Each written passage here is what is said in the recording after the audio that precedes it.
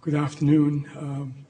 I want to start by underscoring the fact that this panel is really the product and the handiwork of Rebecca Clark, who has been working on this for the past many months, and of course to the generosity of the various sponsors, and to reiterate what Rebecca said.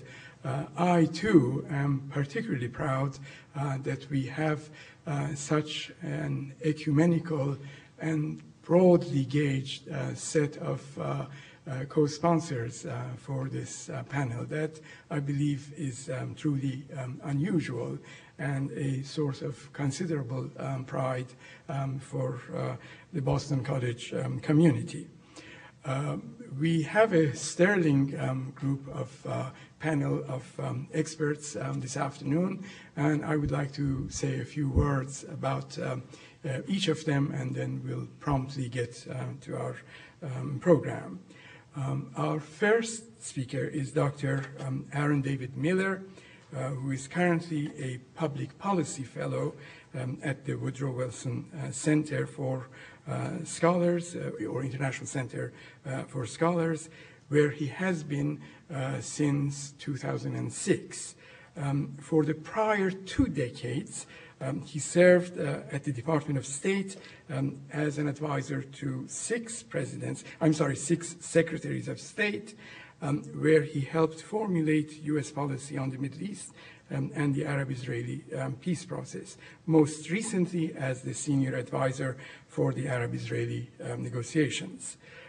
Dr. Miller is the author of several books on the Arab-Israeli relations, including the Arab States and the Palestine Question, the PLO and the Politics of Survival, the Search for Security, Saudi Arabia, Oil, and American Foreign Policy, and most recently, and I must admit this is the only book that I have read and profited from greatly on the issue of the Arab-Israeli relations and conflict.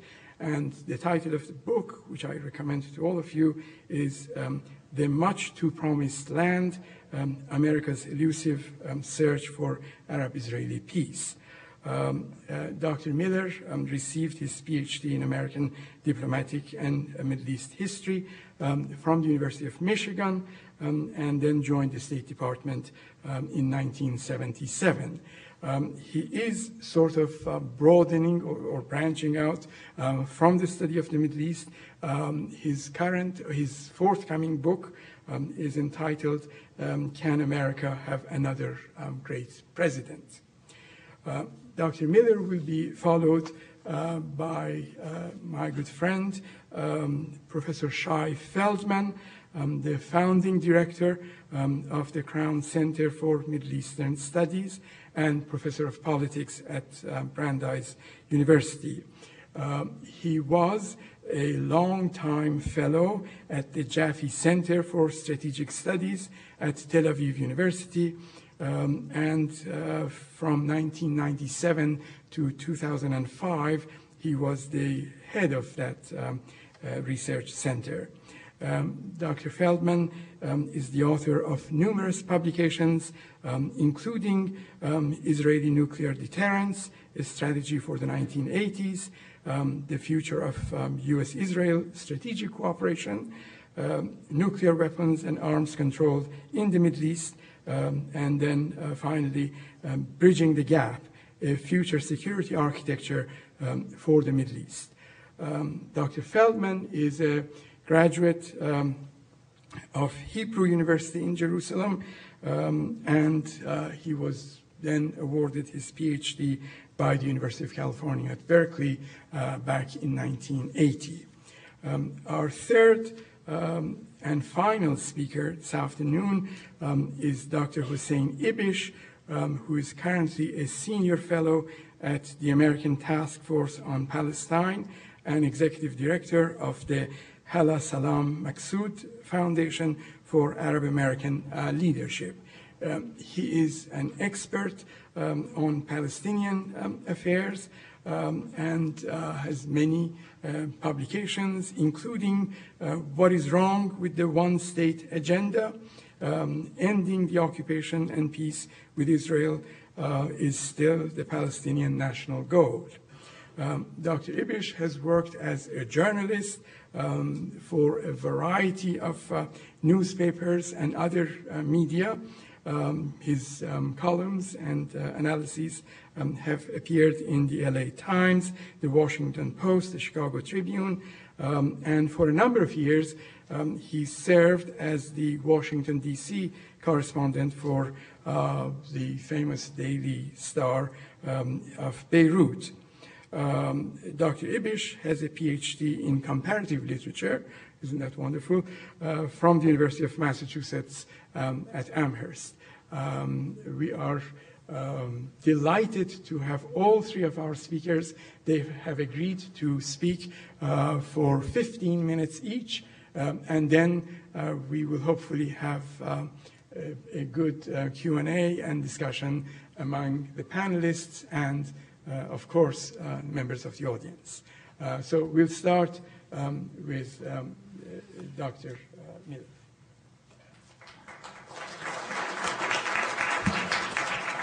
Professor Banuazizi, thank you very much for that generous introduction. And Rebecca, where are you?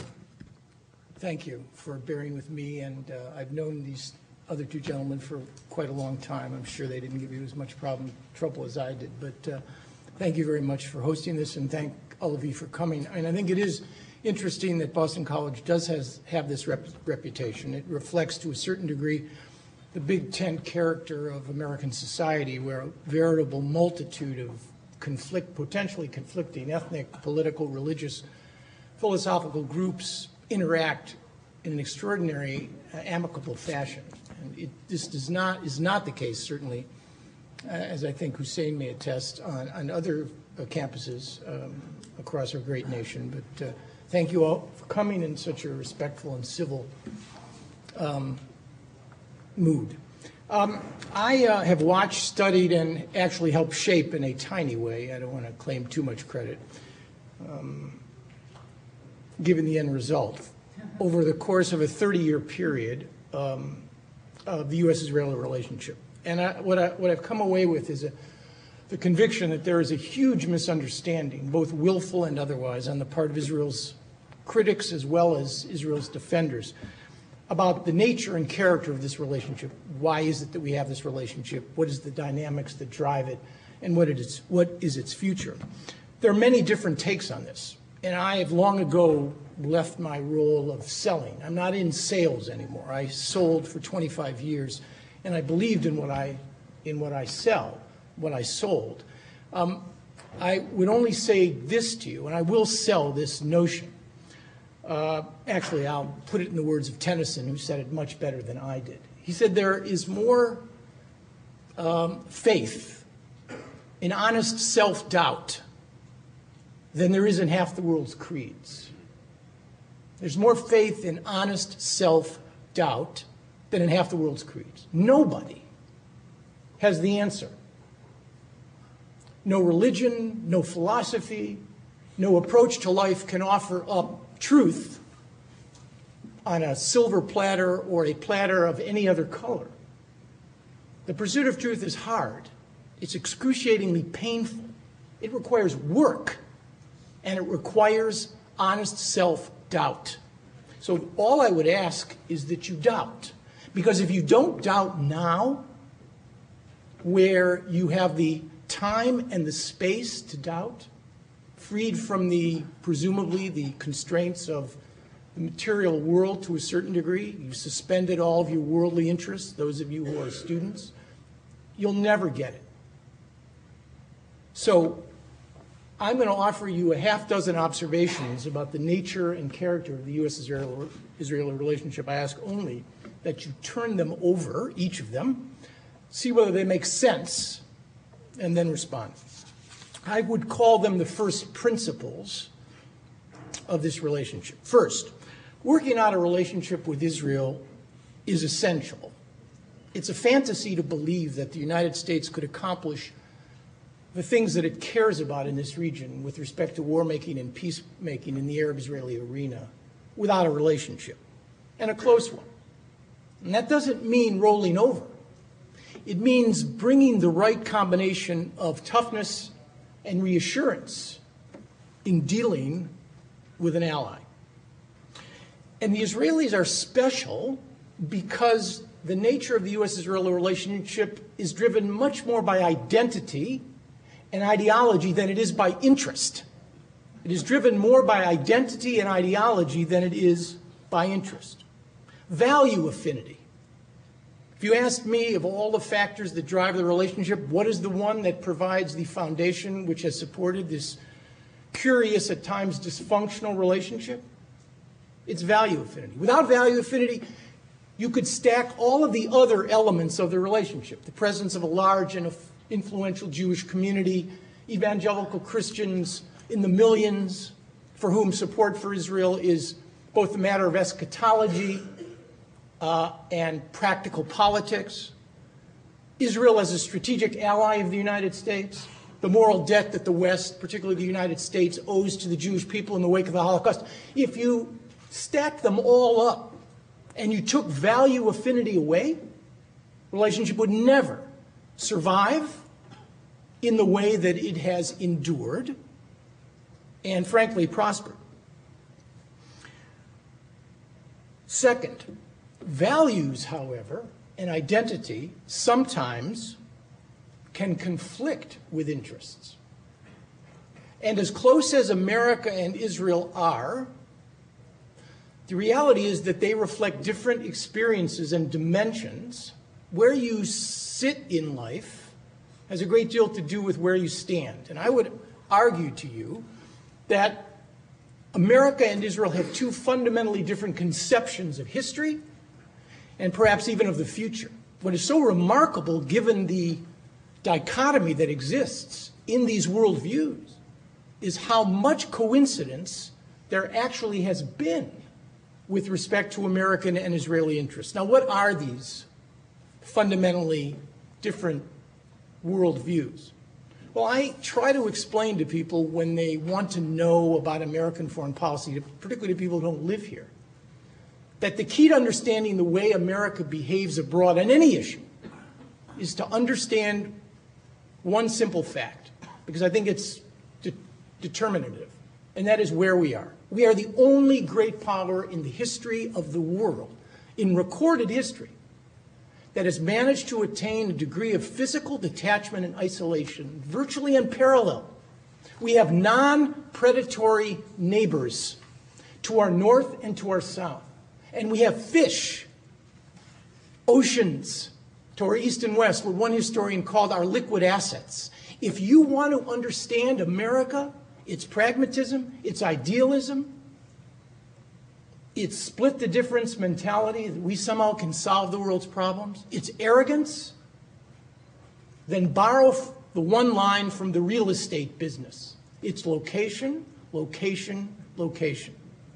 The Israelis don't have this luxury, and I would argue it is a luxury. In the wake of 9/11 and into the future, it is still a luxury. The Israelis live on the knife's edge. For a small power, this is the way, it's part of the job description of a small power. The Israelis have been shaped by a set of experiences which leave in their minds, leave no room for doubt, hesitation, and a very small margin for error. And we can debate all day long whether that perspective should be, must be, has to be. Even if Iran acquired a nuclear weapon, Iran is not a crazy state. It must understand that preemptive use of that weapon would court an Israeli retaliation that would kill millions. So Iran isn't a crazy state. It acquires a weapon. The Israelis should be somehow more relaxed about their predicament. But see, where you stand is where you sit. And I'm not pronouncing on this. Those people may be right, but they also may be wrong. And it's impossible when, in fact, small powers are caught up in an existential conflict, which is sadly what the Arab-Israeli conflict still is, a matter of existence, to pronounce and somehow appropriate the view of the small power. 3, the tension in this relationship comes from the conflict between identity and interest. And we've seen it over the years. There has been tension between the U.S. and Israel when it comes to war making.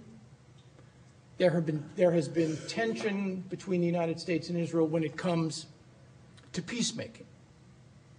But as I indicated earlier, what strikes me as so fascinating about the relationship is the degree to which identity seems to trump interest. That is to say, Americans are prepared, willing, administrations are prepared and willing to give Israel the benefit of the doubt and to give the Israelis a latitude which is quite interesting. And trying to understand why that is the case, I think, reflects some of the divisions in interpreting what, in fact, this relationship really means. The conflict in my point 3 between identity and interest creates a certain anomaly. We have a special relationship with the State of Israel, there's no question. But in my judgment, in the course of the last 16 years, 8 under Bill Clinton and 8 under George W. Bush, the special relationship has evolved into something else. It's evolved into what I would describe to you as an exclusive relationship. And that sort of exclusivity, in my judgment, and we can talk about what are the elements of that exclusivity, is not good for American interests. I'm not even going to bother trying to patronize or be presumptuous enough to tell you what's good for the Israelis. That's a judgment and decision that they're going to have to make. 4, domestic politics, which is the corollary of the debate over the U.S.-Israeli relationship, is, in my judgment, probably more galactically misunderstood than any other single dimension and feature to the relationship. Israel's friends pretend it doesn't even exist. There is no domestic politics. The U.S. supports Israel because Israel is an ally, because of value affinity, as I indicated. And domestic politics is cheap. It's somehow off color. It has nothing to do with the U.S.-Israeli relationship. Israel's critics, on the other hand, and those critics are placed in varying boxes and degrees, argue that, to some, there's nothing else but domestic politics. And if, in fact, you extracted 6+ million American Jews from the equation, the pro-Israeli lobby would essentially lose its bite, its teeth, and America could then go on and do what it wanted with respect to this tiny state or the Arab-Israeli conflict. Now, what is the truth in these matters? I don't know what the truth is. I can only give you my perspective. From 20 years of watching the lobby, from 20 years of being lobbied, and from years of trying to understand what drives the U.S.-Israeli relationship, I would argue the following. The pro-Israeli community, and by the way, Israel is no longer the purview of simply 6 million American Jews, half of whom, I might add, aren't even affiliated with any organization, Jewish organization or synagogue. But Israel is now the purview of millions of evangelical Christians of varying views, as well as an elite in this country and a strong base of public opinion which, rightly, wrongly, has argued that, in fact, Israel continues to be an ally, with anomalies and contradictions, but an ally. The pro-Israeli community in this country has a powerful voice. Anybody who isn't prepared to understand that is deluding themselves. But it does not have a veto over American foreign policy. This is not only is it bad analysis, I would argue it's dangerous analysis. Does not have a veto. Lobbies lobby. In the nature of our system, that's what they do. They lobby for tobacco. They lobby for guns. I'm now recently a member of the American Association for Retired People, having just turned 60. They lobby for the elderly. They lobby for the health insurance industry. The framers created a system which was an open invitation to struggle. That was the logic, to avoid absolute concentration of power. Lobbies lobby. Presidents are supposed to lead. And I would argue when presidents lead, lobbies follow. In fact, there is no example with respect to a relationship between the executive branch and the pro-Israeli community. When a president perceived an opportunity in Arab-Israeli peacemaking, presidential leadership always trumps domestic politics, when in fact there's a serious opportunity to get something done. To conclude in the next minute or so with two basic propositions, additional ones. Number 5, Obama in his first year, as he so badly misread his moment, a transformative moment to transform America, as Roosevelt's moment was in 1932 or Johnson's in 1964, misread his moment in Arab-Israeli peacemaking. And after a year of effort, what we have is the worst of all possible outcomes. We have big talk, we have no action, and we have no strategy. At the end of his first year, Obama has 3 no's. One from the Israelis, comprehensive settlement freeze, including natural growth. One from the Saudis, no partial normalization. And one from the Palestinians, no return to negotiations unconditionally. And for the superpower, when the tiny tribe or power says no without consequence and without cost, it's very bad for the big power. And finally, where is this going? I'll let Hussein talk to you about the Arab-Israeli peace process, but I would only suggest to you the following. Serious negotiations require serious people. They require Arabs and Israelis who are preparing to pay for the agreements they want, and they require an American mediator who's prepared to be tough, fair, and smart. Without the confluence of those two things, we're going to have a lot more process and a lot less peace. Thank you.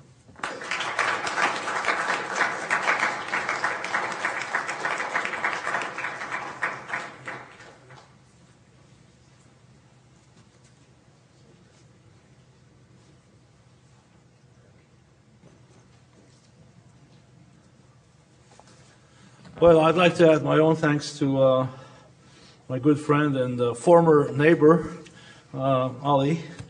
We used to live not only on the same street, but on the same block. But then he defected to, was it Chestnut Hill or someplace? And Rebecca, thank you very much. I'm always kind of, when I'm on a panel with Aaron, I begin by being in total horror that he would take all my points away, and finally he manages to say something that allows me to say something slightly different. So I'm grateful to him again. I'm going to just say 3 things. One, just to make sure we're all on the same page, on a point that Aaron already made, which has to do with the fundamentals of U.S.-Israeli relations. Second, talk a little bit about the leaderships of the two countries. And I would argue that the fundamentals of U.S.-Israeli relations remain as strong as they've been basically in the last almost 50 years since John F. Kennedy became president. However, there have been periods of tension between the two countries' leaderships. And that characterizes the situation to some extent today. And finally, I will say a word about, so if we are in a period of tension between the two countries' leaderships, how come this isn't causing a greater rupture in the relations between the two countries? I will also argue that Israel-U.S. relations have been operating at three different levels, and the third level has become increasingly important since the early 1980s. Since under President Reagan, the two countries have added formally a dimension called the strategic relations between the two countries. And so my argument is that to understand the relationships, you have to understand that they operate at these three levels. At the level of fundamentals, at the level of leaderships, and then, again, mostly during the last 30 years, the level of the relationship between the two countries' defense communities. And that means the armed forces and the civilian side of the two countries' defense communities. And that has to do today with the relationship between the Israeli Minister of Defense and Secretary of Defense Gates, and between the uniformed, the IDF, and the American services and the two countries' intelligence communities. So let me just say a word about the fundamentals. And here I completely agree with Aaron. And again, just to emphasize, my view about this is that the fundamentals have remained intact. They've sustained many tensions, mostly the kinds of tensions that Aaron alluded to, mostly between the leaders. And if you want to get the more colorful description of some of these tensions, they are in Aaron's the book, the one that Ali mentioned, especially a very colorful description of the tension between the two countries' relations under the presidential term of President Bush Sr. and Secretary Baker and Prime Minister Shamir on the Israeli side. But having said this, having taken note of these tensions between leaderships from time to time, we have to remember that every president, and as I said, it goes back to Truman, but definitely since Kennedy, have remained committed to Israel's security and survival. And here, I think the best example is the current president, President Obama, who is treated with skepticism by some regarding his commitment to Israel. I don't share this skepticism at all. And I think the most vivid demonstration of that was precisely in his very famous June of last year speech in Cairo. It is to go to Cairo, Egypt, and to talk to 2,500 members, audience in Cairo University, and to tell them that U.S. support of Israel is unshakable. There's no better demonstration of this. So what are these fundamentals? They are what Aaron noted. It's the heritage of the Holocaust and the resulting notion that Jews deserve a state of their own. And it is exactly that notion that again appears in Obama's speech in Cairo. It's those shared values that, again, Aaron talked about, the shared commitment to the pursuit of freedom and the commitment to democratic government. Now, does this mean that either the United States or Israel are perfect democracies? No, it doesn't.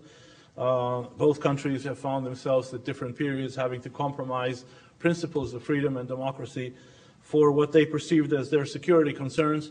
But as I said, both countries have faced the same dilemmas. Third, there has been a common and complementary strategic imperatives. During the Cold War, that was clear, but since 9/11, the war on terror has replaced, in a sense, the Cold War. There's a fourth element which people don't really pay enough attention to, and I think that's also important here. Israelis, and I've been asked in this panel to talk a little bit from the Israeli perspective, Israelis happen to love America and love everything American. And I want to remind you that not all of America's allies like America. In fact, I would argue that most don't like America. Europeans love to criticize America. And there are many of America's allies in the region that reject American culture and reject American values. And I think that Americans appreciate being liked, which is another facet of these relations. And essentially Americans like Israel. There was a poll that was published this morning, a Gallup poll that was published this morning, that rated how Americans react to 20 different countries. Israel is in the top 5, with Germany, with Canada, Britain, Germany, Japan. Not a bad company. I don't think this is a zero-sum game, but if you just want to know where the bottom 5 are, it's Afghanistan, Yemen, Iraq, Cuba, and Saudi Arabia. So it's quite clear where Israel prefers to be. And then finally, of course, there is the element of the Jewish community, and Aaron talked about this. So these are the fundamentals. Now, as I said, at the leadership level, there have been ups and downs. And sometimes periods of sharp disagreement, like during 1975 when Secretary of State Kissinger announced a reassessment of U.S. policy in the region to pressure Israel to make the concessions that were required to reach a disengagement agreement with Egypt, or when Secretary Baker, backed by President Bush, pressured the Israeli government after the 1991 Gulf War. Now, I would argue that, and this is where I would take some issue with Aaron, who talked about the fact that Israel, because it's a small state and has a regional environment and a much tougher neighborhood that doesn't have all the luxuries of America's neighborhood, can't afford to exercise the same kind of doubt that America can. I would argue that actually Israel today, Israel has always doubted, and Israelis have always doubted, and Israelis have always heatedly debated almost every aspect of their policy. I would argue that in today's realm, this debate, this internal debate, has reached the level of what I would describe as strategic paralysis. And the reason is that often the debate was between the coalition and the opposition, and that allowed others to say, well, for us, Israel is the Israeli government, so the Israeli government had a position. We are today in an era where the debate is taking place within the government, and the paralysis is within the government. And I would argue that when you talk about Israel-US today, that second word in this past, present, and future, we're talking about an Israel that is paralyzed because there is an internal debate and on almost every important issue. And in fact, I would argue that within the Israeli government, there are 3 sub-governments. There is the government of the foreign minister, Lieberman, and his deputy, who represent the far right. There is another government that's headed by the Minister of Defense, Barak. But by the way, that other government has to do with that third facet that I described, that I mentioned to you, which is the defense communities. Because it's not clear whether Barak's disagreement with the first government, which is the Lieberman government, has that much to do with the fact that he's the leader of the Labour Party, as much as to do with the fact that he's the leader of the Israeli defense community. And then there is the Netanyahu government that is sometimes a referee and sometimes decides to back one of the 2 other governments. So if you take the issue of war and peace, that I'm sure that Hussein will talk a little bit more about, with the Palestinians, we have a Barak government that represents the view that it's imperative for Israel to reach an agreement with the Palestinians based on the 2-state paradigm, to preserve Israel's character as a Jewish and democratic state, precisely to be able to continue to have the kind of common values that are at the bottom of U.S.-Israeli, or at the basis of U.S.-Israeli relations. Barak has made in a speech that he gave only a few days ago, made a far-reaching statement. He said, and I quote, but it's a translation, "The fact that Israel still lacks definable borders with the Palestinians is more dangerous than Iran." Okay? Lieberman's government doesn't believe that there's any chance for an agreement, a negotiated agreement with the Palestinians. And Netanyahu has favored something called economic peace, a bottom-up approach to change the incentive structure for the Palestinians by building the Palestinian economy, enhancing Palestinian economic prosperity, and creating a stake for the Palestinians in stability rather than violence, without necessarily, initially at least, going for a grand bargain. On Iran, Netanyahu's government is actually not a referee but one of the poles. He believes that Ahmadinejad is simply another Hitler, committed to destroying Israel, and that nuclear weapons in the hands of Muslim fanatics is like Hitler equipped with nuclear weapons. And therefore, he sees Iran as posing a truly existential threat. At the bottom, this postulates a proposition that fanatics cannot be deterred, and that therefore any notion that a nuclear Iran can be deterred in much the same way that a nuclear-armed Soviet Union was deterred during the Cold War is based on dangerously irrelevant analogy. The Barak government doesn't share this worst-case analysis.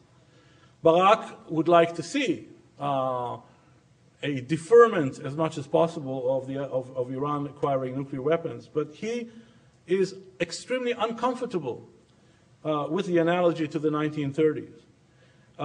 Jews did not have a state then, and certainly did not have a state that is perceived by its neighbors as being nuclear-armed itself. And so Barak's view and his stated position is very different. Barak says Israel is a strong state and has a response to every contingency, implying, in fact, an assessment that Israel can deter a nuclear-armed Iran. These three governments within the Israeli government disagree on the importance of an agreement with Syria. And you can infer from what I said more or less what the lineup is. They even differ on the issue of how important are Israel's relations with Turkey. So these are essentially three different approaches within the same government. And in a sense, what we have on the Israeli side of this U.S.-Israeli conversation at the moment is, again, because of all these disagreements, because of all these debates, because of all this doubt, what I summarize as a period of strategic paralysis on the Israeli side. So the third and final point is, so if we have this paralysis, why haven't we seen greater tension between the two countries, the two governments, the two leaderships? And I think there are three or four reasons for that. The first is that in the end of the day, despite, and I agree completely with Aaron about the promise of the Obama administration, I called it the Obama promise, and I have to say, to confess, I've advertised it widely during the first months of the Obama administration. But the fact of the matter is that it now seems, and we can only infer this from reality, that the Obama administration, in the end of the day, does not attribute such high priority to resolving the Israeli-Palestinian issue. And in this sense, and this is one reason why this did not escalate to the kind of tension that I mentioned earlier during the Kissinger administration or during the Baker period. We are not in the immediate aftermath of such dramatic events as the 73 war, which led to the Kissinger shuttle diplomacy, or the 1991 Gulf War, which led to the Baker-Bush initiative. And there is no Kissinger and no Baker on the horizon. So that's number one. Number two, first reason why this big tension was averted. The second reason is Netanyahu, and by implication his government, moved just enough to prevent a major rupture with the Obama administration mostly by accepting the two-state paradigm, at least formally accepting the two-state paradigm, and accepting a limited freeze on settlement construction enough that would avert this kind of tension. The third reason is that the Arab side has let Israel off the hook. All these things that Aaron mentioned earlier, Abu Mazen's refusal to return to the negotiation table, Assad's continuous disagreeable behavior, whether it's in Lebanon or in Iraq, which does not acquire to him too many admirers in Washington. And finally, the Saudis and other Arab states that refuse to take part in some kind of transformation of the so-called Arab Peace Initiative into an operational structure. So this combination of Netanyahu moving just enough and the Arabs' refusal to go along with the Obama preferences has essentially let the Netanyahu government off the hook. And it certainly did not allow the Obama administration any kind of support in Congress to put pressure on Israel. And the fourth and final reason why this has been averted has to do with the point I made earlier. On top of the relations, or beyond the relations between the two countries and the relations between the two leaders, there are the relationship between the two countries' defense communities. And the two countries' defense communities have a stake in the robustness of U.S.-Israeli relations. And they have been operating to mitigate and diffuse tensions. And this is certainly the case for the Israeli defense community. And Barak personally has been on a number of different issues where I described sources of potential tension, has operated personally to diffuse, but in the name of the Israeli defense community that has this embedded interest in its relationship with the U.S. defense community, operated to diffuse tension with the United States. So it is these four factors that explain today why, despite the strategic paralysis, relations go on. Thank you.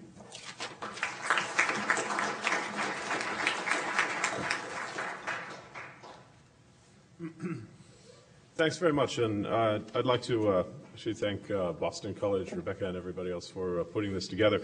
It's a big honor for me to be here, especially on a panel with two gentlemen that I respect and admire very much. Actually, I think two of the best analysts of this issue that I know, and I think that was, amply displayed. So the best thing about going last in such a remarkably talented group is that you get to learn, what you didn't know, and before giving your own views, which is extremely helpful. Let me begin with and I'm going to try to describe the Palestinian perspective, and by this I mean the perspective of the leadership of the PLO and the PA. Obviously there are multiple points of view. Because the Palestinians don't have a state, it's a little hard to talk about the Palestinian leadership in the same way one would talk about the Obama administration or the Netanyahu cabinet, even if it is trifurcated, as you rather brilliantly, I think, described. Nonetheless, there is a Palestinian leadership that's legally and diplomatically authorized to negotiate with Israel, and that's the leadership of the sole legitimate representative of the Palestinian people, that would be the PLO. So essentially that's who I'm talking about. Now, I think there's a generalized understanding that has grown up over the years in Palestinian circles that the United States does, in fact, have a special relationship with Israel that is based on all of these factors and more that were described by Aaron in detail and mentioned also by Shai, including values, history, all these things. So I'm not going to go over them again.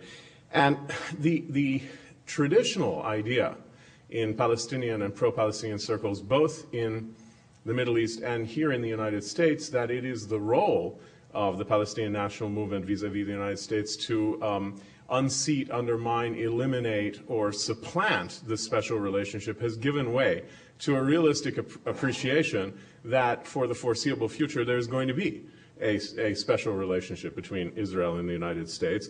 And then the question is, how can Palestinians use this special relationship that exists between their adversary and the sole superpower to their advantage? You know, in other words, you've accepted this as a reality.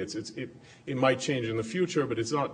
You know, you can't sort of put Palestinian national strategy on hold until there's some tremendous realignment in American attitudes towards Israel and vice versa. So how do you actually deploy that? And I think one of the ways it's become possible for Palestinians to think about using the special relationship between Israel and the United States that, you know, on balance probably is a net loss to the Palestinians, but still does have some useful qualities, it has been linked to a generalized reassessment of the nature of the Israeli-Palestinian relationship away from the traditional zero-sum evaluation towards a recognition, which is, I think, very strongly appreciated at the Palestinian national leadership level, that in fact there is a mutual need for the same thing. In other words, that Palestinians can't achieve their aim of ending the occupation and acquiring independence without an agreement with Israel, and that Israel can't achieve its aims of peace and security and regional acceptance and sort of long-term stability without an agreement with the Palestinians and, by extension, other Arabs. So since both peoples require the same thing for different reasons, you cannot conceptualize this as a zero-sum relationship with any accuracy. At that point, the special relationship between the United States and Israel becomes deployable from the Palestinian point of view. In other words, the special relationship becomes a way in which a third party, even if it is sometimes inclined, as Aaron has described it, to behave as Israel's attorney rather than as a neutral third party or an honest broker, that they could actually, under the right circumstance, move an Israeli government further than any other third party, provide an Israeli government political cover with skeptical or nervous Israelis under certain circumstances, and that this, in other words, is something that a wise Palestinian leadership could use if it emerged. So the question then, having sort of, well, let me add one more thing about that. The understanding then also, by the way, is that both diplomatically at the International Register and domestically here at home, is that you can't really disrupt the U.S. special relationship with Israel in the foreseeable future, but what you can do is you can add to it. In other words, what is vulnerable is not the special relationship, but the exclusivity that Aaron mentioned. The exclusivity is vulnerable because U.S. interests go beyond Israel. Yeah, there are very strong interests in it. They were talked about, emotional attachments as well. But the U.S. has interests in the Middle East, in the Arab world, in the broader Islamic world, that suggest that it ought to be possible to add if not a special relationship, at least a strong working alliance between the United States and Palestinians and ultimately Palestine. And also possible, I think, to add ultimately a pro-Palestinian voice in the United States that moves, again, has moved beyond the zero-sum framework. So this, I think, is the challenge that intelligent Palestinian strategy is trying to deal with. How do you add a Palestinian dimension, right? And how do you start to leverage the special relationship that exists and that you're not going to be able to disrupt or overturn in any meaningful sense in the near future? All right. Now, given that framework, the question right now is, where do Palestinians find themselves vis-a-vis the United States and Israel at the diplomatic register? Well, in a very awkward position indeed is the answer. They find themselves being pushed back into negotiations, but in a way that makes them extremely nervous, and I'm going to try to explain why for a second. First are political concerns, right? There is a tension in many societies, and I think the weaker the society is and perceives itself to be, the greater this tension is between diplomatic imperatives and the national interest on the one hand, and political exigencies, what the political market domestically will bear on the other hand. You can see it operating in Israel over the past year under the new Netanyahu government, but it's been managed very adroitly by Prime Minister Netanyahu, as Shai has explained. I think the sort of political vulnerability of the Palestinian leadership at the moment can't be underestimated, right?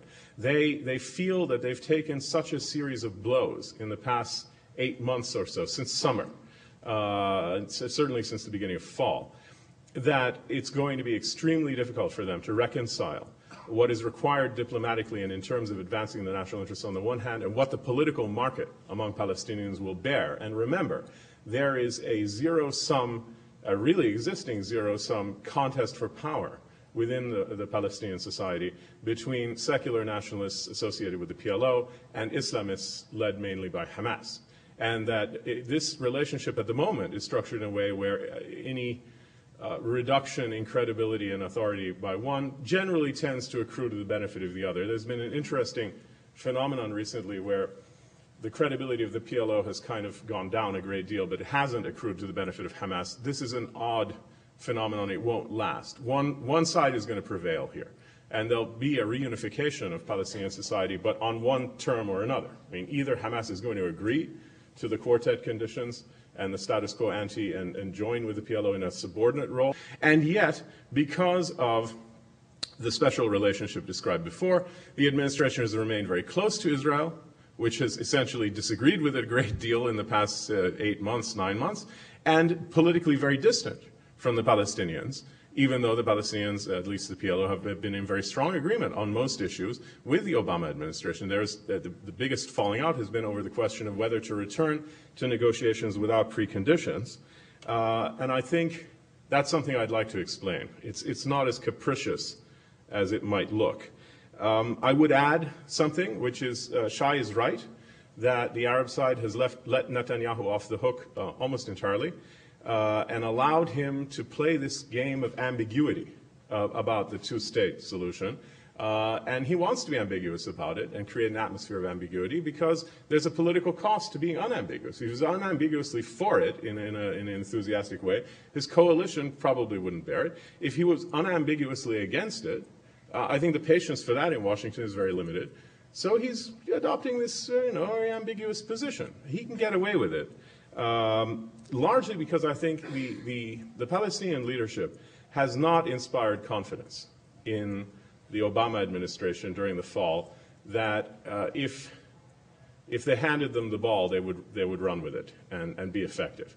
And there's a sense that here you're dealing with a political leadership and a diplomatic leadership that doesn't take advantage of its own opportunities, like the UN speech that Obama gave, which was really very useful from the Palestinian side and was not explained that way. By the Palestinians complained about it. They said that Obama had capitulated to Netanyahu, when in fact the speech laid out, suggested anyway, terms of reference highly beneficial to the Palestinian side. There was a lot for Palestinians to work with in that speech. They didn't work with any of it. And I think things like that really made the administration very nervous about what the Palestinian leadership was capable of doing in the event of a confrontation between the administration and Netanyahu, and it really let Netanyahu off the hook, even though there was an incredible amount of frustration with him in the United States. Now, so there's this real reticence to go back to final status talks at the moment because of concern that these series of unfortunate incidents that happened in the last 6 months of 2009 weakened the PLO's position domestically so much that they really are not in a position to go back to these talks credibly because they don't have anything to show for their efforts. Things like the Goldstone report affair, which was really badly mishandled on their part, but also they were kind of stuck out on a limb. Certainly, the biggest problem has been the settlement freeze issue, where they were kind of pulled out into this position by the Obama administration. They couldn't have been less opposed to settlements than the Obama administration was, but they certainly had much less room to retreat. I agree they could have left themselves some wiggle room, and they should have, but in the end, this was a situation that couldn't have worked out well for them, and it's put them in a very awkward circumstance. There were some misunderstood comments by the Secretary of State and some other issues that have left them feeling that they are truly exposed and that they have to get something, a little bit more, out of the U.S. or Israel. And they've been proposing all these different little things they could get to turn to the people and say, well, we got this, so we're going back into talks. And they haven't gotten it. The second level of concern is not a political concern, but a diplomatic concern. The reason Palestinians don't want to go back into talks at the moment without preconditions is because of the last 16 years of the peace process, which has seemed to simply drag on with more and more settlements and more settlers, and a sense among Palestinians, all Palestinians, no matter how dovish they are, no matter how pro-peace and sympathetic towards Israel they are, a sense that in the end, this is about, as Aaron said, process and not peace, and that you need at least two elements, or you're going to be completely vulnerable to getting sucked into a circumstance in which there is no, in which it's just a loop, a constant loop, a kind of Mobius strip of there's no exit from. The first is terms of reference that define exactly what we are talking about, including, for instance, Jerusalem, and crucially, Jerusalem and other things. And the second, a time frame, so that, in other words, the sides agree, okay, we're not just talking about the weather, we're talking about X, Y, and Z, and we're not talking for the next 30, 40, 50 years, we're talking for the next X years, at the end of which we're going to, get somewhere that is mutually understood. Now, the answer at this point looks like being proximity talks, which apparently are going to start very soon. I think they are. But, the fact that people are not going to negotiate directly, and you're going to have this Python-esque kind of running back and forth between hotel rooms, is an indication of how deep the pessimism on the Palestinian side is, and how insulated they want to be. They can't withstand the pressure of getting back into any kind of talks. The proximity talks work because they're the most indirect talks, and therefore Palestinians, I think, Palestinian leadership feels they're the least politically costly because you won't even have a photo op of them entering the room with the Israeli negotiators. So it's, let alone being manhandled through the door like Arafat was at Camp David. Most unfortunate imagery. And this is, I think, at the heart of things. Now, there is one aspect to the Palestinian strategy that's not, I think, very well understood, and I'm going to finish with that, which is, in the summer, the PA cabinet, led by Prime Minister Fayyad, issued a most remarkable document, which was the program of the 13th Palestinian government, also known as the State and Institution Building Plan, in which they said, listen, we are not going to wait for these negotiations. We are going to go ahead and unilaterally build the infrastructure, the framework, the economic, infrastructural, and administrative framework of our state in spite of the occupation. We're not going to ask permission of the Israelis. We're just going to do it. We're going to prepare for independence in anticipation of independence as a way of securing independence with or without their permission. One of the biggest complaints was this is unilateral. The answer Fayyad has given is, of course it's unilateral. If we don't build our state, who's going to do it for us? It's something he told a very elite Israeli audience at the Herzliya conference a couple of weeks ago, saying to them, you've been in charge since '67. And, no element of Palestinian state building can be associated with any aspect of the occupation. So if you're theoretically in favor of this, we are certainly going to be the ones who have to do it. It's not going to be you. We know that. And it isn't going to be anybody else. But I think it's a very interesting idea to add a bottom-up approach with the top-down approach. This is really completely different. There's superficial similarities with Netanyahu's economic peace idea, which is a non-starter, because this isn't an economic problem, it's a political problem that only can have a political solution. But what this is, because it's not just about economics, it's about administration and governance and laws and all that sort of thing, it is, you could say in a way, maybe the Palestinian answer to the settlements. It's a set of new facts on the ground, new realities, that if they were allowed to go forward in a sustained way, with sufficient international financial support and technical support, and something else which I'll mention in a minute, it can reframe the strategic landscape in which negotiations take place and in which people perceive the question of Palestinian statehood. And Fayyad's speech at Herzliya a couple of weeks ago is worth looking at. You really should look at it. He went there, he thought he was going to a round table. He didn't have a speech with him. And they said, okay, now you have the podium. He said, well, I don't have a speech, but he extemporized for 35 minutes, and he just explained very calmly and very logically, listen, we're going to do this. We're not asking your permission. This is what I'm going to do. In the end, it will lead to statehood for us. You're just going to have to live with that. We want to live with you in peace and security. That's our strategic goal. and we're going to negotiate the details, but the fact is going to happen, and this is the way it is. And they applauded. The Israeli political and security elite applauded. It's an extraordinary thing. And what this means, I think, is that that wing of the Israeli government and national security establishment that Shai was talking about, that believes that an agreement with the Palestinians is a strategic imperative for Israel, but has doubted and been extremely skeptical that this could actually be achieved in practice, is now looking again at the question, because now you're not talking to a revolutionary Yasser Arafat or the old kind of organization man, Mahmoud Abbas. You're talking to also a technocrat from the World Bank who knows how to get things done and is doing them now, right? Not theoretically, but actually on the ground. The model is the security services, which was a joint U.S.-Palestinian idea to create new professional security services. Israel was very skeptical. They really couldn't block this idea because it was an American idea. And here's a moment where the special relationship becomes very useful to the Palestinians, right? So they kind of grumbled and went along with it. And it caused a lot of problems at first. But as the security forces demonstrated their competency, their professionalism, their effectiveness, the attitude in Israel changed. And now there's a consensus that it's really a very good thing. And they've restored law and order into formerly lawless places like Jenin and Nablus. Checkpoints have been withdrawn as a consequence or pulled back. Access is improved. And the overall result of all of this is a mini economic boomlet in those Palestinian cities in the West Bank. Yeah, it's retail. It's not long-term development, but it's a huge improvement. Now, this is the model for the rest of the state-building initiative.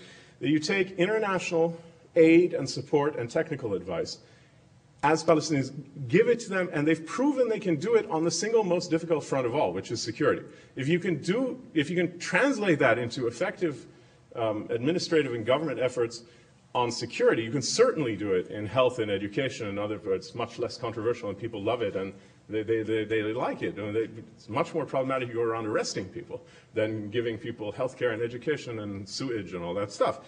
The crucial thing here is that it was American political protection, right? Not just technical support and aid. All kinds of countries in the Arab world, Japan, Europe, can give technical support and aid. What is necessary for this to work is American political protection vis-a-vis the Israeli government. Because this is something that I think the Israelis are not sure if they like it or not. You can see this incredible ambivalence toward Fayyad and everything he said at Herzliya. They couldn't figure out if it's a good thing. Okay, this is what we've been telling them they should be doing for all this time. But it was safe because if you're telling that to Arafat and Abbas, they're not going to be doing that.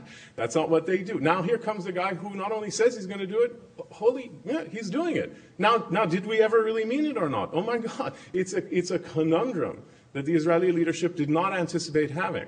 And they're having some difficulty with it. There's this weird mixture of horror and fascination, excitement and anxiety. It's all bundled together, and you can read it in the Israeli press. It's pretty clear. And you could see it at Herzliya also. So American political protection is the key to this bottom-up approach, which is a really essential addition to the top-down approach of diplomacy. The two have to go on. And I think the reason that Palestinians are starting to focus more and more on the bottom-up approach is they think the top-down approach, while it has to continue, is probably not going to yield any particularly wonderful fruits for the reasons that have been alluded to already any time in the next year or two, and that therefore, while you have to continue the negotiations and you can't afford any kind of meltdown, certainly you have to add another sphere, another angle, and this is it. So thanks very much. We have about half an hour for the question and answer period. Let's see, Chris.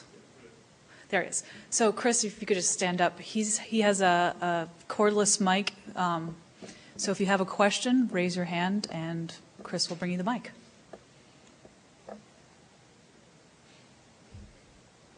We convinced everybody.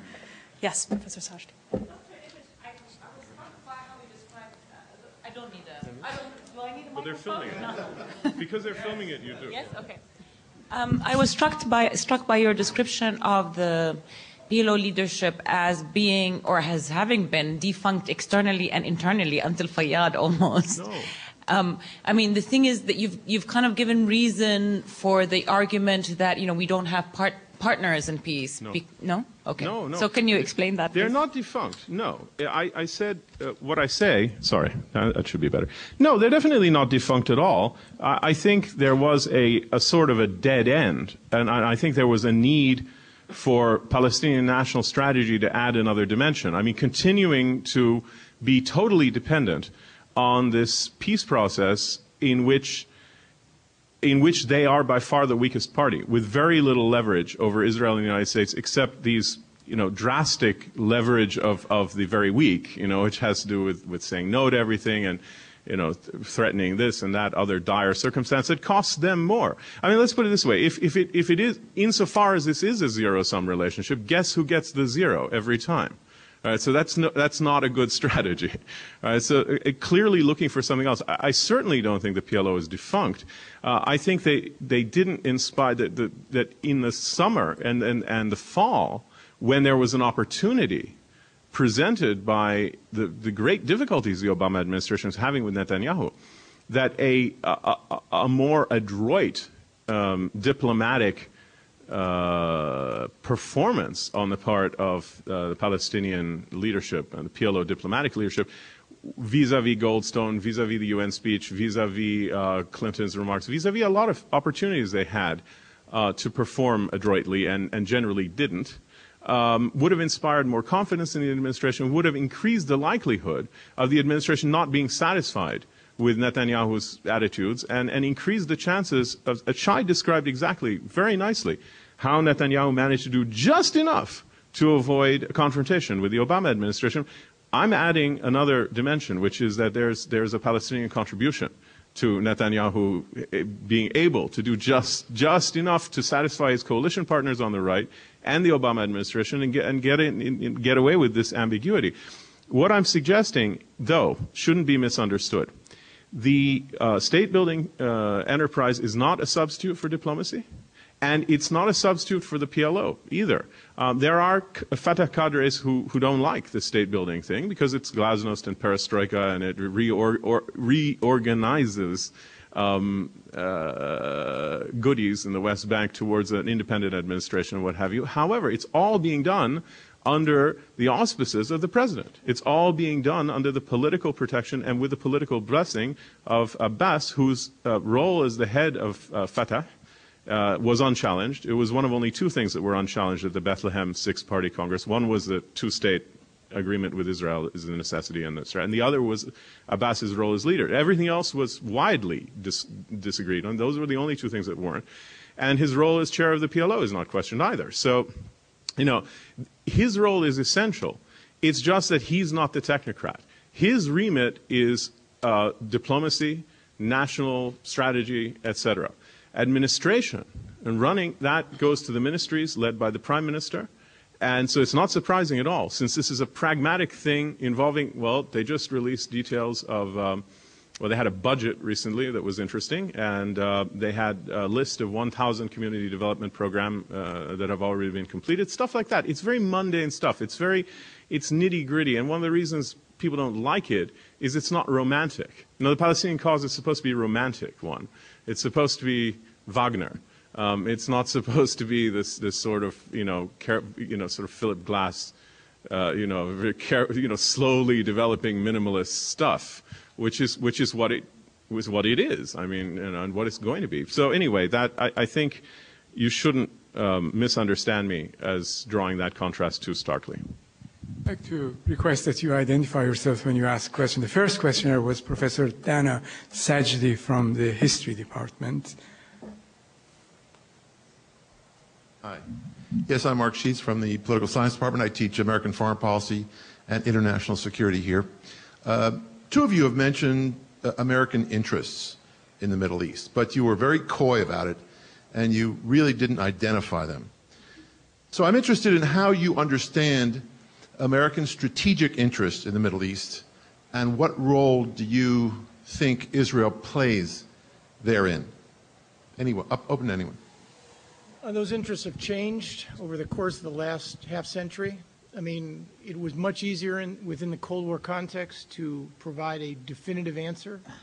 Administration after administration pursued 4 or 5 objectives. 1, containing the Soviet Union. 2nd, maintaining access to Middle East oil at fair and reasonable prices. 3, positioning itself to broker a solution to the Arab-Israeli conflict. 4, maintaining its relationship with Israel. And 5, maintaining and developing and deepening ties with key Arab states, in particular Egypt and Saudi Arabia. Now, the end of the Cold War called for a new organizing paradigm. The answer, to some, came on a beautiful, cloudless day 9 years ago. And that created an entirely new paradigm for the United States. 9/11 was the second bloodiest day in American history, exceeded only by 1 day during the Battle of Antietam, September 17th, 1862, in which more Americans were killed on any single day in the continental United States than any other. The Bush administration, for a variety of reasons, created, deepened, and found a new footing for itself in Afghanistan and in Iraq.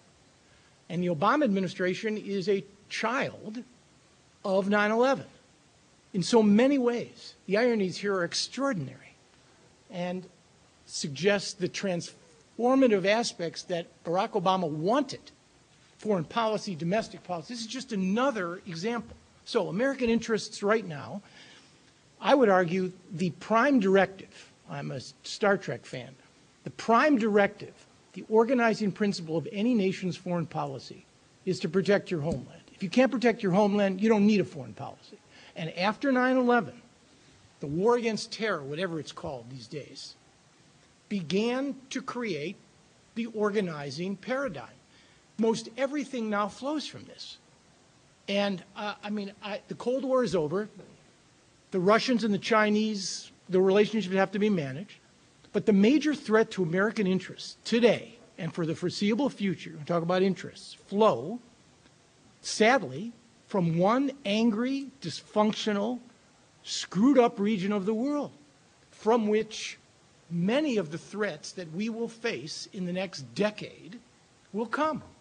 So if you ask me, I would say our interests, with the exception of taking the Russians out and adding a certain independence from hydrocarbons, which is a fantasy, frankly, for the foreseeable future and then some, we are now bogged down in this region, and we are in an investment trap. We can't fix this. We can't fix Afghanistan. We can't fix Iraq. We can't fix Yemen.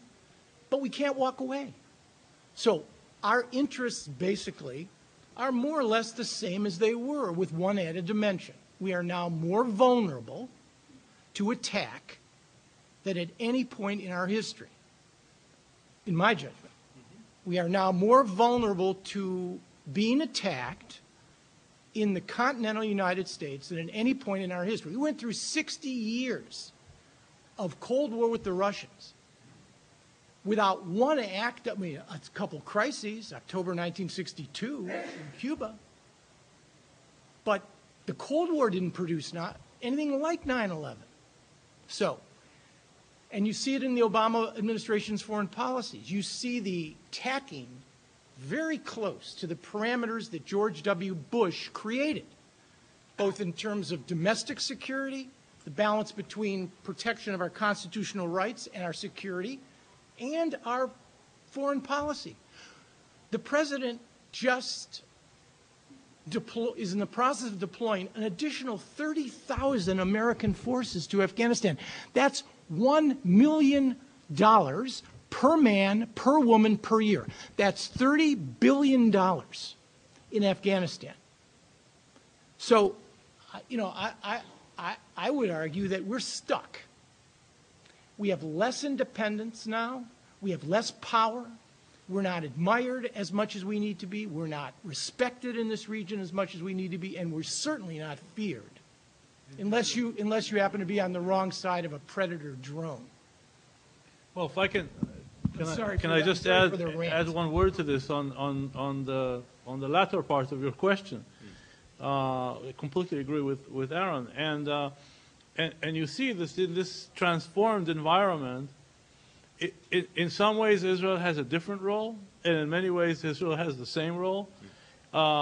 If you look at the manifestation of this at the level of leadership, you had a situation where during the height of the Cold War, when Israel played a certain role in the region, connected to the struggle to contain Soviet influence in the region, you had this very intimate relationship developed between first a national security advisor and then a secretary of state named Henry Kissinger.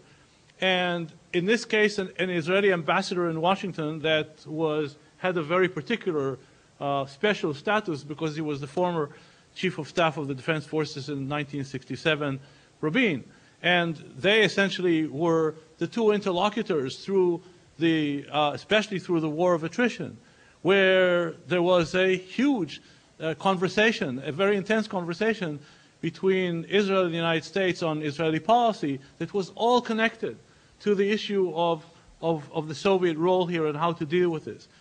Well, you have almost a similar relationship developing immediately after 9/11 between George Bush and Sharon. Why? Because Sharon, in this new war on terror context, appears to have the same role that Rabin had at the time when you had main set battles in the Middle East. You have a person whose formative experience was special forces, fought terrorists all of his life, and looked up to by the President of the United States as somebody who brings in 30 years of experience in the war on terror.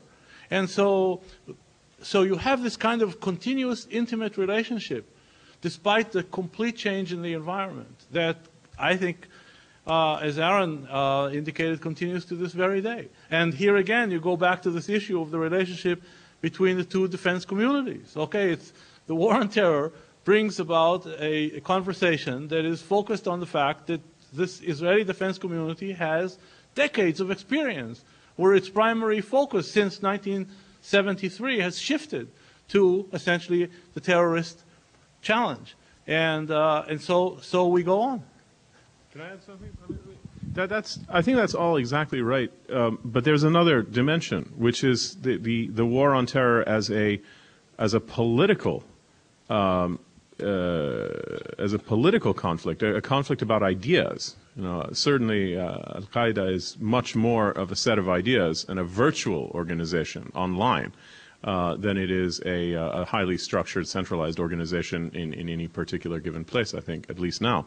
And here, at that register, I mean, of course, operationally, in terms of military law enforcement intelligence, there's that deep connection that Shai has talked about, and he's absolutely right. But there's also a political register. And here, I think the U.S. interest shifts a little bit from focus on the special relationship as such and what the two countries can do as strategic allies to the question of an agreement and not only the benefits to the United States of ending the conflict through a negotiated agreement, but the cost to the United States of not doing that. I think that's becoming clearer over the past couple of years. And here I think we have a problem because there's a consensus among policy people and at a certain register that this is extremely important to the American national interest, and not only that there are a lot of benefits, but there are significant costs for not doing this. The fact that the Palestinian issue and the occupation is the prism of pain through which all the Arab and most of the Muslim world looks at international relations, and that it poisons attitudes about international relations, about the West, about the United States, etc., in a vast region, which reflects the threat that Aaron was talking about. And that while this is no panacea, it's probably the most dramatic thing you could do to, for example, cut oxygen off from terrorists, rhetorical, political oxygen. You're taking away their Exhibit A. The first thing they always mention in their diatribes and their efforts to recruit and indoctrinate. There's, however, a real gap between that concept, the idea of policy, and what politics will bear, the two registers, the kind of diplomatic national interest register and the political register. And I think for all the reasons that both Aaron and Shai talked about that underlie the special relationship, there is a certain disconnect between policy and politics that you continue to see. That the administration introduced this as a national security priority. Well, the Bush administration introduced it as a formalized aim and did almost nothing to pursue it. Condoleezza Rice for a year or so, but I didn't get anywhere. There were very little energy capital actually invested in it. This administration made it a priority until they found how difficult it was. And now, I mean, we've gone from the first phone call Obama made in the White House was to Abu Mazen, and one of the first appointments on day 2 of the administration, George Mitchell, to a State of the Union address in which no mention was made of this issue, even though admittedly it was mainly a domestic address. But I think, again, there is this tension between our policy and our politics, and it's really a problem because this is strategically important for the United States vis-a-vis the problem that Aaron was describing really accurately. Yeah.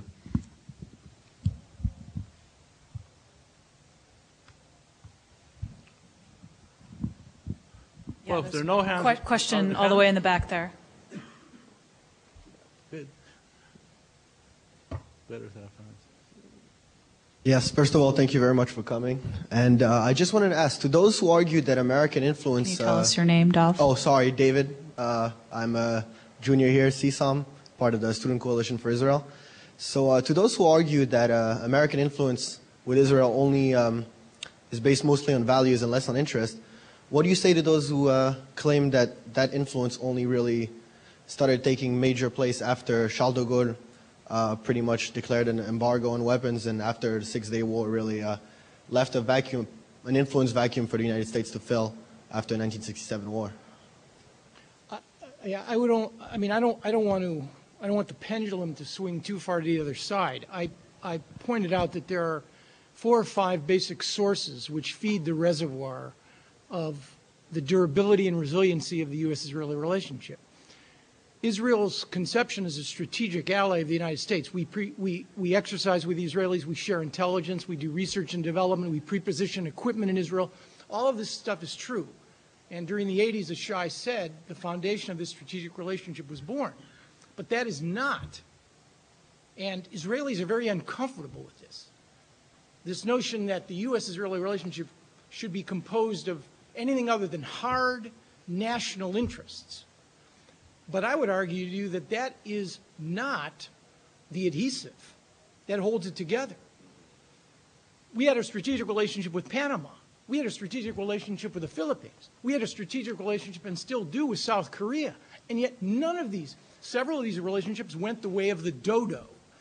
The fact is the U.S.-Israeli relationship survives because it is aligned with the broadest conception of what most Americans and the foreign policy elites conceive to be our national interest, the support of like-minded societies who share our values. Freedom House pointed it out. 22 countries since 1950.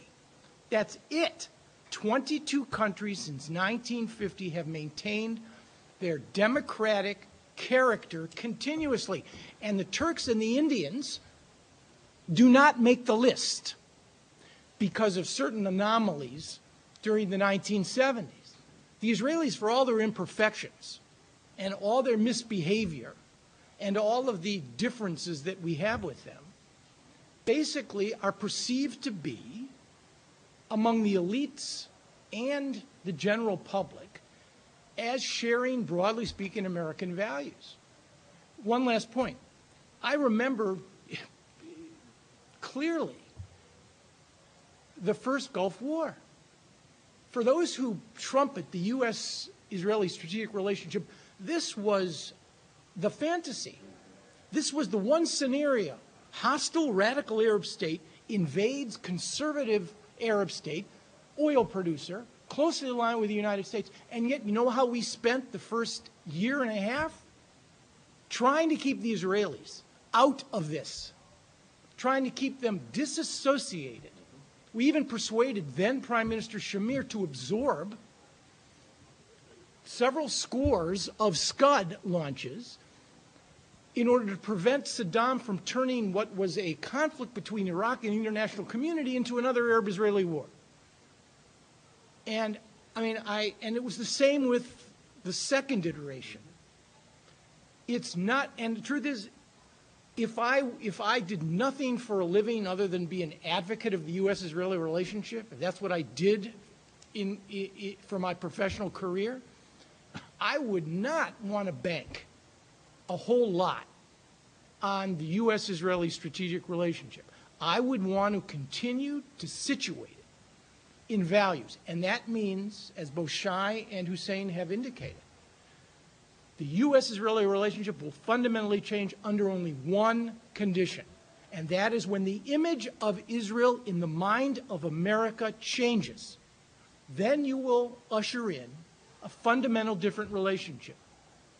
And that can only happen if Israel loses its character as a democratic polity committed nominally to the same values that we are committed to. I wish I could disagree. It wasn't aimed at me. Are there any more questions? Total consensus? Oh, yeah. Chris is coming right behind you with the mic.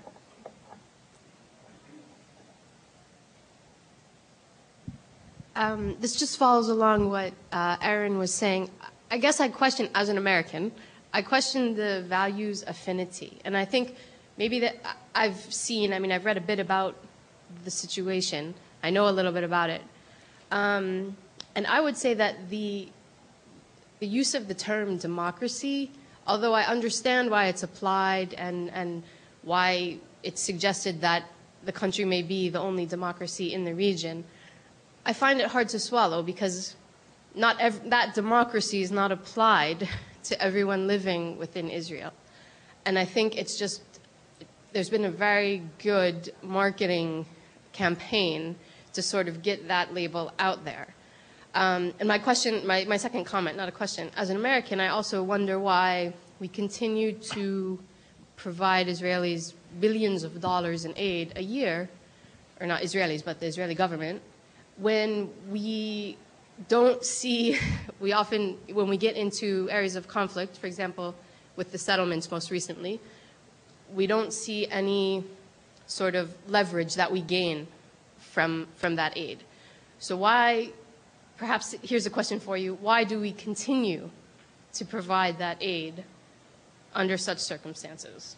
Because foreign policy rests and must rest in a democratic polity on a sustainable domestic consensus. This is the nature of the system. It is a struggle between a executive, congressional, public opinion lobbies that ultimately produce a policy. If all of these elements weren't oriented toward continuing the U.S.-Israeli relationship with all of Israel's transgressions, anomalies, imperfections, and all the rest, you'd have an answer to your question. My answer is it's America. And along the second line of your question, if you took a look at the United States in 1836, 60 years after independence, you would find a very different country. Democracies have anomalies, which ultimately they work out or they don't. In Israel's case, an argument can be made that Israel is a preferential democracy. That unlike the United States, where people are not only equal under the law, at least since the 60s and since two civil rights bills, in Israel you have 1 million Israeli Arabs who are citizens of the state who suffer systemic social and economic discrimination. There's an Israeli national anthem called Hatikva. An Israeli Arab cannot participate in the public square of the state of Israel. I go to Camden Yards or to see the Nationals play. They play the Star Spangled Banner. Everybody stands up. Doesn't matter where you're from. Men take their hats off, people put their hands on their hearts, some people actually sing. Our nationalism is political in this country. It is not ethnic and it is not religious. That is an anomaly that the Israelis, 60 odd years after independence, are going to have to somehow struggle to work out. So no one is claiming pure democracy any more than we could claim in the 1950s. In the 1950s, America was a preferential democracy. Full stop. We worked it through, or we're working it through. The Israelis have a lot to work through. That's a very good I think, evaluation of the problems with this designation of Israel as a democracy, the complications of it in terms of the actual Israeli society proper. But there's something that's much more than an anomaly, something much, much bigger than that, which is the occupation, which is not about 1 million people who are about 1/5 of the society who have only partial rights. There are 4 million other Palestinians who live in the de facto Israeli state, in what Israel has behaved as if were the state of Israel since 1967, who have functionally not got any rights at all. Certainly they're not citizens of Israel or any other state. They live under conditions of extreme separateness and complete inequality that is enforced by a foreign army, and it's been going on for a long time. And the principal effect of this occupation from a Palestinian point of view is not only the denial of basic human and political rights, it's also the settlement program, the taking of land away from one people and giving it to somebody else in contravention of the Geneva Convention. So this is probably, from a Palestinian point of view, a lot more than an anomaly. And I think it's worth making that point. I mean, the occupation is simply intolerable. It's a unique situation in the world. There are these, what are in effect, well, they're technically Israeli-only roads, but in effect they're Jewish-only roads. They're Jewish-only settlements connected by Jewish-only roads, and it's extraordinary. I mean, I really don't know where you find that anywhere else in the world. So this is it's not just a bunch of Arab anger or Palestinian recalcitrance that recoils at the description of Israel as a democracy. It's an understanding of what living under occupation has meant for Palestinians in terms of anything remotely resembling democratic values or anything like that. Now, the point, though, which goes to your broader question about aid, is it's not about those realities that are very well understood and appreciated in the Arab world and among Palestinians and what have you. It's about perceptions in the United States. And not only perceptions, it's about levers of power in the United States. And Aaron's right. The system is made to be lobbied. Israel has a broad coalition of different groups, Jewish groups, evangelical groups, neoconservative groups, liberal groups, all kinds of groups that are protecting the special relationship, the aid program, all of that stuff, and there really isn't much on the other side.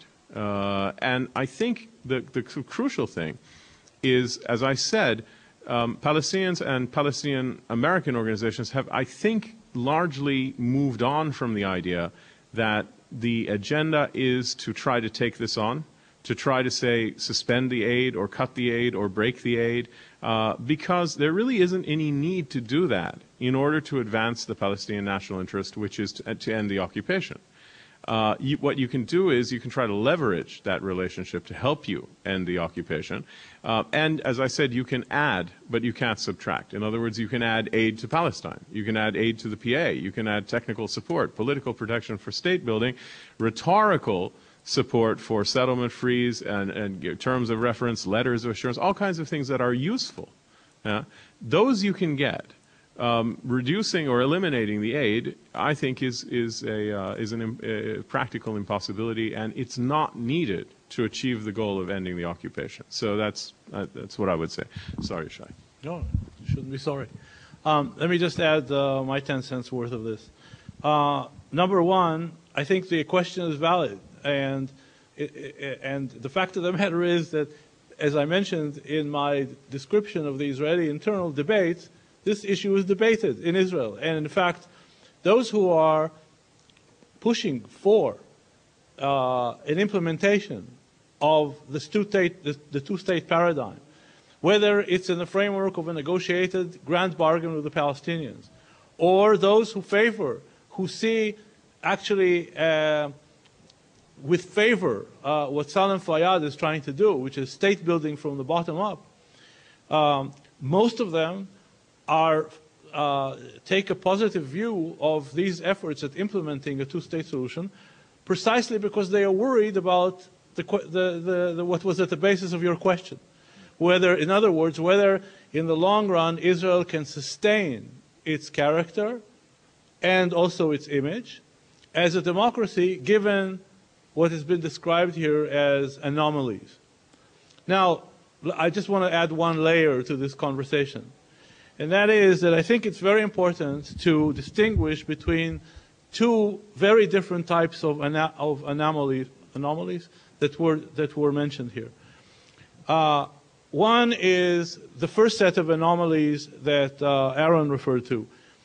It's inherent in Israel's establishment as a Jewish state that the minority in Israel would find it impossible to sing the same national anthem as the Jewish majority, because Israel was established for a very unique purpose, which is to have in one corner of the earth a state for the Jews. And the national anthem essentially expresses this aspiration.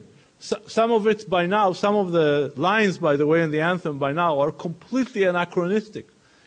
We have not lost hope. We have a state of over 60 years that is perceived by all of its neighbors as nuclear armed, and you're talking about not losing hope? A country that produces a GDP of $200 billion, and so there are lines in the anthem that even some Israelis find a little anachronistic. But this has to do with an anomaly that is inherent, and which is to say that in this case, there is internal tension between some of the fundamental purposes of the state, to have a state for the Jews and to have a democracy given the fact that you have a significant Arab minority within Israel, is inherent. It is something that I would describe as belonging to the category of the outcomes of 48. Okay? And this is an anomaly. We have to mitigate it. We have to deal with, to try to minimize its negative effects. But a certain degree of anomaly here will always exist because of the purpose of the state. There is a second category of anomalies which has to do with the results of 67, which is occupation. And in this case, I think that I will say two things about this. This is exactly what worries Israelis and what motivates them to end occupation. At the same time, the reason why, in addition to everything that Aaron said, another reason why it's been very difficult for administrations to use this kind of leverage, it has to do not just with the existence of the domestic constituencies, but it also has to do with the issue of what's the case. And here is what a very good example of that, or microcosm of that, has to do with what is going on here in these last weeks and months. What I said about the Arabs letting Netanyahu off the hook. As Aaron mentioned, there are these, aside from the lobbies, there are other very fundamental aspects of American politics. You cannot leverage such tools that are legislated by the U.S. Congress without the support of Congress. To persuade Congress to go along, you have to persuade the Congress that in fact the obstacle, the only obstacle to the realization of these American interests is Israeli intransigence. For that, you have to have the Arabs to cooperate. You can't have a situation where Abu Mazen, at the same time that the Obama administration is trying to put pressure on Netanyahu, comes to Washington and gives an interview to the Washington Post when he's asked by Jackson Deal, what do you think the Palestinians can contribute to this? And he says, nothing. We don't have any reason to contribute to this. And then, of course, gives the same interview to El Arabiya television just to make sure that the message is given simultaneously to Americans and to Palestinians. Well, you know, Americans on Capitol Hill scratch their heads saying, well, wait a minute, who is it exactly that wants a state? Don't you want the state? What does it mean that you have to do nothing? So there is now then the Obama administration Obama goes to Cairo through Riyadh, trying to persuade the Saudis to help the United States structure a regional environment that would make it easier for Obama to walk Netanyahu down the aisle. What does he get from the Saudis? Zero. Okay? So to build this kind of leverage on the point that you mentioned, the United States can't do it alone. It has to have the help of those that the step is supposed to help. And if they're not helping the Obama administration, if they're being unhelpful, and they're essentially letting Netanyahu build credibly the case, excuse me, what are all these other guys doing, you know, to help us? Then you can't build the case to Congress. That's what I meant. Yeah. I think on our behalf of all the sponsors, I want to thank the panelists, and I hope you will join me